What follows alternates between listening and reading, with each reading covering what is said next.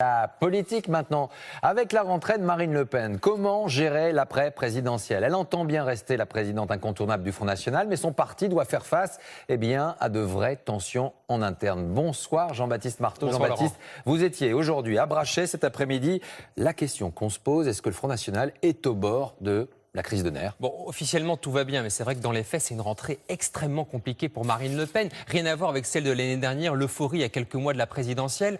Là, en interne, l'ambiance n'est vraiment pas à la fête. C'est plutôt, vous savez, haro sur Florian Philippot qui vient de lancer une association baptisée les Patriotes, ce qui a donc d'exaspérer plusieurs cadres en interne. Et beaucoup réclament ouvertement aujourd'hui la démission du numéro 2 du parti. Alors, dans quel état d'esprit était Marine Le Pen, elle? Alors, elle sort très affaiblie de cette élection présidentielle. Alors, la présidente du FN a tenté de reprendre la main. Elle promet un nouveau parti, un nouveau nom à l'horizon du printemps 2018.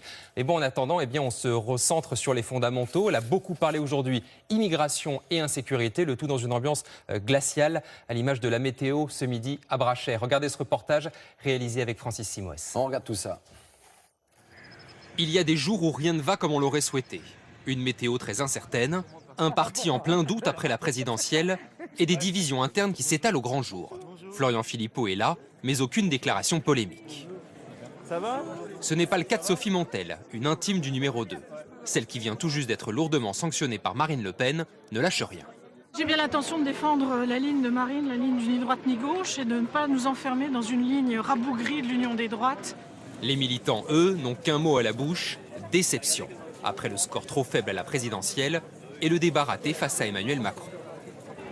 Le débat qui nous a déçus en fait. Mais bon, on ne peut pas non plus s'arrêter sur un débat quoi. C'est dommage parce qu'elle a, en une heure de temps, elle a bafoué tout le travail qu'elle avait fait, quoi. Mais on continue de la soutenir. Alors la chef tente de remonter le moral des troupes, s'en prend sans concession au président de la République, mais aussi à la France insoumise de Jean-Luc Mélenchon. Je dis aux travailleurs français, n'ayez aucune confiance dans ces gens-là. C'est sur ces bancs que siègent des députés qui soutiennent ceux qui, je cite, niquent la France. Pour tenter de reprendre la main, Marine Le Pen confirme qu'elle veut lancer un nouveau parti au congrès de mars prochain. Le Front National changera même de nom. Si à un moment donné de l'histoire de ce mouvement, on a le sentiment qu'on doit changer un certain nombre de choses, mais il faut le faire, il ne faut pas en avoir peur. Mais dans quel sens ira ce changement? C'est toute la question. Marine Le Pen lance dès la semaine prochaine une tournée des fédérations. La refondation s'annonce longue et compliquée.